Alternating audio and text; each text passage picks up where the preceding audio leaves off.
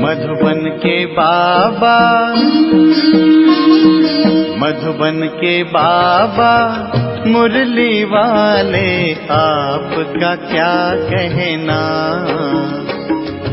आपका क्या कहना। ओम शांति। आज 17 अक्टूबर 2025 के साकार मधुर महावाक्य हैं। आज मीठे मीठे बापा दादा बोले, मीठे बच्चे, जैसे बाप भविष्य 21 जन्मों के लिए सुख देते हैं, वैसे आप बच्चे भी बाप के मददगार बनो, प्रीत बुद्धि बनो, दुख देने का ख्याल कभी भी ना आए।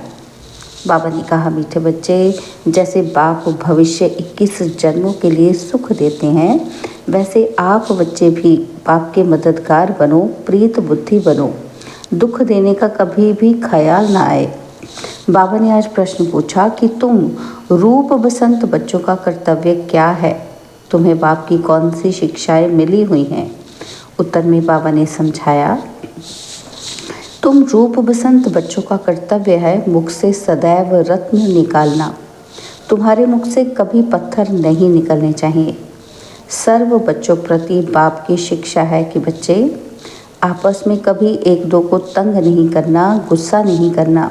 यह आसरी मनुष्य का काम है और मनसा में कभी किसी को दुख देने का ख्याल ना आए। निंदा, स्तुति, मान, अपमान सब कुछ सहन करना। अगर कोई कुछ बोलता है तो शांत रहना, हाथ में लौ नहीं उठाना। मुरली का गीत है, तू प्यार का सागर है, तेरी एक बूंद के प्यासे हम। ओम शांति। ज्ञान और अज्ञान। तुम बच्चों में अभी ज्ञान है। भक्त लोग महिमा किसकी करते हैं और तुम बच्चे जो यहाँ बैठे हो, तुम किसकी महिमा सुनते हो। रात दिन का फर्क है। वो तो ऐसे ही सिर्फ महिमा गाते रहते हैं। इतना प्यार नहीं है क्योंकि पहचान नहीं। तुमको बाप ने पहचान दी है कि मैं प्यार का सागर हूँ और तुमको प्यार का सागर बना रहा हूँ। बाप प्यार का सागर कितना सबको प्यारा लगता है, वहाँ भी सब एक दो को प्यार करते हैं और यह तुम यहाँ सीखते हो। किसी के साथ भी विरोध नहीं होना चाहिए, जिसको बाबा लून पानी कहते हैं। अंदर में किसी के लिए नफ़रत नहीं होनी चाहिए। नफ़रत करने वाले कलयुगी नरकवासी हैं। जानते हो, हम सब भाई बहन हैं। शांति धाम में हैं तो भाई भाई हैं, और यहाँ जब कर्म क्षेत्र पर पाठ बजाते हैं तो भाई बहन हैं। ईश्वरीय संतान है, ईश्वर की महिमा है। वो ज्ञान का सागर, प्रेम का सागर है, यानी सबको सुख देते हैं। तुम सब दिल से पूछो, जैसे बाप भविष्य 21 जन्मों के लिए सुख देते हैं, वैसे हम भी वह कार्य करते हैं। अगर बाप के मददगार नहीं बनते, प्यार नहीं करते, एक दो से प्रीत नहीं है, विपरीत बुद्धि होकर रहते हैं, तो विषयंती हो जाते हैं। विपरीत बुद्धि होना आसुरों का काम है। अपने को ईश्वरीय संप्रदाय कहलाकर फिर एक दो को दुख देना, उनको असुर कहा जाता है। तुम बच्चों को किसी को भी दुख नहीं देना है। तुम हो ही दुख हरता, सुख करता बाप के बच्चे, तो दुख देने का ख्याल भी तुमको नहीं आना चाहिए। वह तो है ही आसुरी संप्रदाय, ना कि ईश्वरीय संप्रदाय, क्योंकि देह अभिमानी है। वह कभी याद की यात्रा में रह ना सके। याद की यात्रा बगैर कल्याण होना नहीं है। वर्षा देने वाले बाप को तो ज़रूर याद करना है, तो विकर्म विनाश होंगे। आधा कल्प तो एक दो को दुख देते आए हो, एक दो में लड़ते तंग करते रहते हैं, यह आसुरी संप्रदाय में गिने जाते हैं। भल पुरुषार्थी हैं तो भी कब तक दुख देते रहेंगे। इसलिए बाबा कहते हैं, अपना चार्ट रखो। चार्ट रखने से मालूम पड़ेगा हमारा रजिस्टर सुधरता जाता है या वही असुरी चलन है। बाबा सदैव कहते हैं, कभी किसी को दुख ना दो। निंदा, स्तुति, मान, अपमान, ठंडी गर्मी सब सहन करना है। कोई ने कुछ कहा तो शांत रहना चाहिए। ऐसे नहीं कि उनके लिए दो वचन और कह देना है। कोई किसको दुख देते हैं तो उनको बाप समझाएंगे ना। बच्चे बच्चों को नहीं कह सकते। अपने हाथ में लॉ नहीं लेना है। कुछ भी बात है तो बाप के पास आना है। गवर्नमेंट में भी कायदा है कि कोई एक दो को घूसा नहीं मार सकते, कंप्लेन कर सकते हैं। लॉ उठाना गवर्नमेंट का काम है और तुम भी गवर्नमेंट के पास जाओ। हाथ में लॉ नहीं लो। यह तो है ही अपना घर। इसलिए बाबा कहते हैं रोज़ कचहरी करो। ये भी समझते नहीं है कि शिव बाबा ऑर्डर करते हैं। बाबा ने कहा है हमेशा समझो शिव बाबा सुनाते हैं। ऐसे मत समझो कि ब्रह्मा सुनाते हैं। हमेशा शिव बाबा ही समझो तो उनकी याद रहेगी। यह शिव बाबा ने रथ लिया है तुमको ज्ञान सुनाने के लिए। सतो प्रधान बनने का रास्ता बाप समझा रहे हैं। वह है गुप्त, तुम हो प्रत्यक्ष। जो भी डायरेक्शन निकलते हैं समझो शिव बाबा की हैं तो तुम सेफ रहेंगे। तुम बाबा बाबा शिव को ही कहते हो। वर्षा भी उनसे मिलता है। उनके साथ कितना रिगार्ड, रॉयल्टी से चलना चाहिए। तुम कहते हो ना कि बाबा हम तो लक्ष्मी नारायण बनेंगे और फिर सेकंड थर्ड बने, सूर्यवंशी नहीं बने तो चंद्रवंशी बने। ऐसे तो नहीं कि हम भलदासी बने। प्रजा बनना तो अच्छा नहीं। तुमको तो यहाँ दैवी गुण ही धारण करने हैं। आसुरी चलन तो नहीं होनी चाहिए। निश्चय नहीं है तो फिर बाबा बैठे बैठे ये कह देते हैं कि इनमें शिव बाबा आते हैं, हम तो नहीं समझते। माया का भूत आने से आपस में ऐसे कह देते। आपस में आसुरी स्वभाव वाले मिलते हैं तो फिर ऐसे बोलने लग पड़ते हैं। आसुरी बातें ही मुख से निकलती हैं। बाप कहते हैं तुम आत्मा रूप बसंत बनते हो। तुम्हारे मुख से रत्न ही निकलने चाहिए। अगर पत्थर निकलते हैं तो गोया आसुरी बुद्धि ठहरे। गीत भी बच्चों ने सुना। बच्चे कहते हैं बाबा प्यार का सागर सुख का सागर है। शिव बाबा की ही महिमा है। बाप कहते हैं तुम अपने को आत्मा समझ बाप को याद करो। इसमें बहुत अच्छे अच्छे बच्चे फेल होते हैं। देही अभिमानी स्थिति में ठहर नहीं सकते। देही अभिमानी बनेंगे तब ही इतना ऊंच पद पाएंगे। और कई बच्चे फालतू बातों में बहुत टाइम वेस्ट करते हैं। ज्ञान की बात ही ध्यान में नहीं आती। यह भी गायन है कि घर की गंगा का मान नहीं रखते, घर की चीज़ का इतना मान नहीं रखते, जबकि कृष्ण आदि का चित्र घर में भी है। फिर श्रीनाथ द्वारे आदि इतना दूर दूर क्यों जाते हो? शिव के मंदिर में भी हैं तो पत्थर का ही लिंग है ना। तो बाबा कहते कहीं भी जाओ तो वैसे ही है। पहाड़ों से पत्थर निकलते हैं, वो घिस घिस कर लिंग बन जाते हैं। उनमें कोई कोई पत्थर में सोना भी लगा हुआ होता है। कहा जाता है सोने का कैलाश पर्वत। सोना पहाड़ों से निकलता है ना, तो थोड़ा थोड़ा सोना लगे हुए पत्थर भी होते हैं जो फिर बहुत अच्छे अच्छे गोल हो जाते हैं। वह बेचते हैं, मार्बल का भी खास बनाते हैं। अब भक्ति मार्ग वालों को कहो कि तुम बाहर में इतना भटकते क्यों हो, तो बिगड़ जाएंगे। बाप खुद कहते हैं तुम बच्चों ने बहुत पैसे बर्बाद किए हैं। यह भी ड्रामा में पार्ट है जो तुमको धक्का खाना पड़ता है। यह है ही ज्ञान और भक्ति का खेल। अभी तुम बच्चों को सारी समझ मिलती है। ज्ञान है सुख का रास्ता। ज्ञान से सतयुग की राजाई मिलती है। इस समय राजा रानी तथा प्रजा सब नरक के मालिक हैं। जब कोई मरता है तो कहते हैं स्वर्गवासी हुआ। इन बातों को अभी तुमने समझा है। अभी तुम कहते हो कि हम स्वर्गवासी बनने के लिए स्वर्ग की स्थापना करने वाले बाप के पास बैठे हैं। ज्ञान की बूंद मिलती है। थोड़ा भी ज्ञान सुना तो स्वर्ग में ज़रूर आएंगे। बाकी है पुरुषार्थ पर।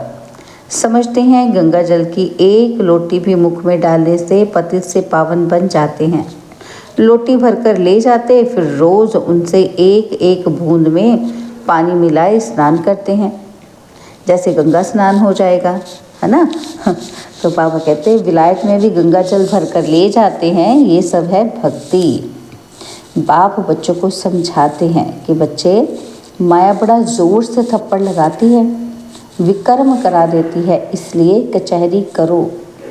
आप ही अपनी कचहरी करना अच्छा है।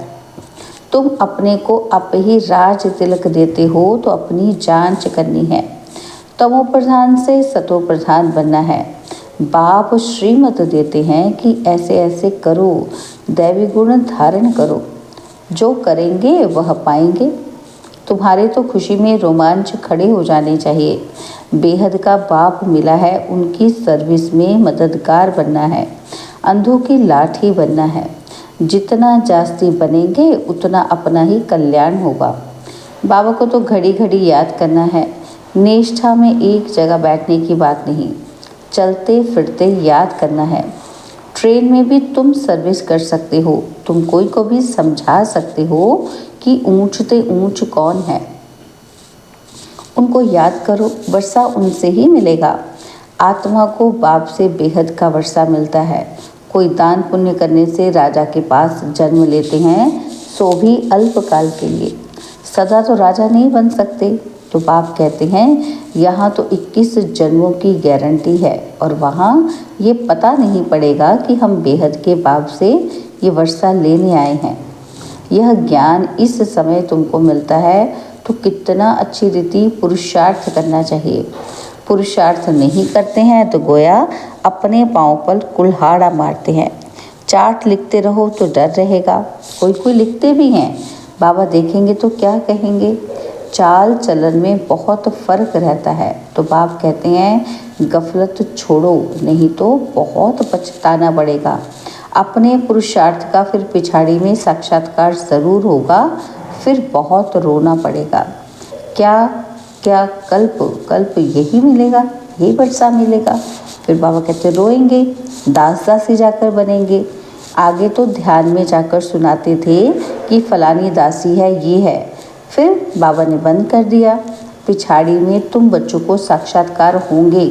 साक्षात्कार बिगड़ सज़ा कैसे मिल सकती, कायदा ही नहीं। तो बच्चों को युक्तियाँ भी बहुत समझाई जाती हैं। तुम अपने पति को बोलो, बाबा कहते हैं बच्चे काम महाशत्रु है, इन पर जीत पहनो, माया जीते जगत जीत बनो। अब हम स्वर्ग के मालिक बने या तुम्हारे कारण अपवित्र नरक में जाएं। बहुत प्यार नम्रता से समझाओ, मुझे नरक में क्यों ढकेलते हो। ऐसी बहुत बच्चियां हैं, समझाते समझाते आखिर पति को लिए आती हैं और फिर पति कहता है कि ये हमारी गुरु है, इसने हमको बहुत अच्छा रास्ता बताया। बाबा के आगे चरणों में आए गिरते हैं। कभी जीत कभी हार भी होती है। तो बच्चों को बहुत बहुत मीठा बनना है। जो सर्विस करेंगे वही प्यारे लगेंगे। भगवान बाप आए हैं बच्चों के पास, उनकी श्रीमत पर चलना पड़े। श्रीमत पर नहीं चलते हैं तो तूफान लगने से गिर पड़ते हैं। ऐसे भी है कि वह क्या काम के रहेंगे। तो बाबा कहते ये पढ़ाई कोई कॉमन नहीं है, और सब सत्संगों आदि में तो है कन रस, जिससे अल्पकाल सुख मिलता है। और यह बाप द्वारा तो 21 जन्मों का सुख मिलता है। बाबा सुख शांति का सागर है। हमको भी बाप से वर्षा मिलना है। सेवा करेंगे तब तो मिलेगा, इसलिए बैज सदा लगा रहे। हमको ऐसा सर्वगुण संपन्न बनना है। जांच करनी है कि हम किसी को दुख तो नहीं देते हैं, आसुरी चलन तो नहीं चलते हैं। माया ऐसे काम कराती है कि बात मत पूछो। अच्छे अच्छे घर वाले भी बतलाते हैं माया ने यह विकर्म करा लिया। कोई सच बताते, कोई सच नहीं बताने से 100 गुना दंड पा लेते हैं। फिर वह आदत बढ़ती जाएगी। बाप को सुनाएंगे तो बाबा सावधान करेंगे।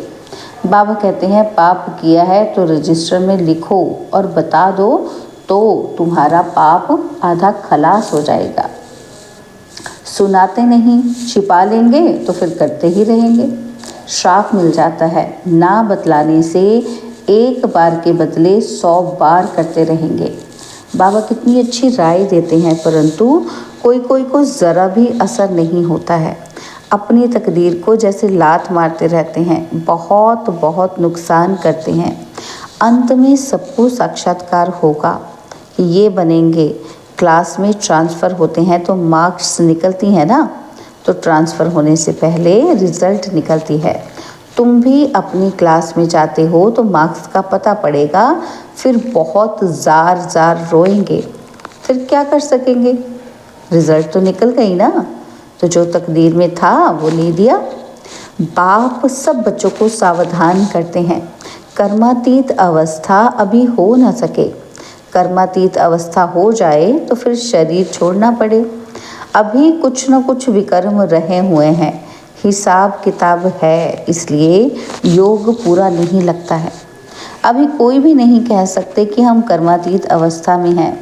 नज़दीक आने से फिर बहुत निशानियां दिखाई पड़ेंगी। सारा मदार तुम्हारी अवस्था पर और विनाश पर है। तुम्हारी पढ़ाई पूरी होने पर होगी तो फिर देखेंगे कि लड़ाई सिर पर खड़ी है। अच्छा, मीठे मीठे सिकिलदे बच्चों प्रति माता पिता बाप दादा का याद, प्यार और गुड मॉर्निंग। रूहानी बाप की रूहानी बच्चों को नमस्ते। हम रूहानी बच्चों की रूहानी बाप दादा जी को दिलवा जान सिकवा प्रेम से नमस्ते। ओम शांति। प्यारे बाबा, मीठे बाबा, मेरे बाबा, शुक्रिया बाबा, शुक्रिया बाबा, शुक्रिया। धारणा के लिए मुख्य सार है। पहला पॉइंट है, माया के वश होकर कोई भी आसुरी चलन नहीं चलनी है। अपनी चलन का रजिस्टर रखना है। ऐसा कोई कर्म नहीं करना है जो पश्चाताप करना पड़े। और सेकंड पॉइंट है, बहुत बहुत प्यार और नम्रता से सेवा करनी है। मीठा बनना है, मुख से आसुरी बोल नहीं निकालने हैं। संग की बहुत बहुत संभाल करनी है, श्रीमत पर चलते रहना है। बाबा ने आज हमें वरदान दिया, संगठित रूप से एक रस स्थिति के अभ्यास द्वारा विजय का नगाड़ा बजाने वाले एवर रेडी भव। संगठित रूप में एक रस स्थिति के अभ्यास द्वारा विजय का नगाड़ा बजाने वाले एवर रेडी भव। विश्व में विजय का नगाड़ा तब बजेगा जब सभी के सब संकल्प एक संकल्प में समा जाएंगे। संगठित रूप में जब एक सेकंड में सभी एक रस स्थिति में स्थित हो जाएं, तब कहेंगे एवर रेडी। एक सेकंड में एक मत, एक रस स्थिति और एक संकल्प में स्थित होने की निशानी अंगुली दिखाई है, जिस अंगुली से कलयुगी पर्वत उठ जाता है। इसलिए संगठित रूप में एक रस स्थिति बनाने का अभ्यास करो, तब ही विश्व के अंदर शक्ति सेना का नाम बाला होगा। स्लोगन, श्रेष्ठ पुरुषार्थ में थकावट आना यह भी आलस्य की निशानी है। श्रेष्ठ पुरुषार्थ में थकावट आना यह भी आलस्य की निशानी है। बाबा के व्यक्त इशारे, स्वयं और सर्व के प्रति मनसा द्वारा योग की शक्तियों का प्रयोग करो। तो बाबा ने कहा, आप अपनी आत्मिक दृष्टि से अपने संकल्पों को सिद्ध कर सकते हो। क्या कहा बाबा ने? आप अपनी आत्मिक दृष्टि से अपने संकल्पों को सिद्ध कर सकते हो। वह रिद्धि सिद्धि है अल्पकाल की, लेकिन याद की विधि से संकल्पों और कर्मों की सिद्धि है अविनाशी। वह रिद्धि सिद्धि यूज़ करते हैं और आप याद की विधि से संकल्पों और कर्मों की सिद्धि प्राप्त करो। अच्छा, ओम शांति।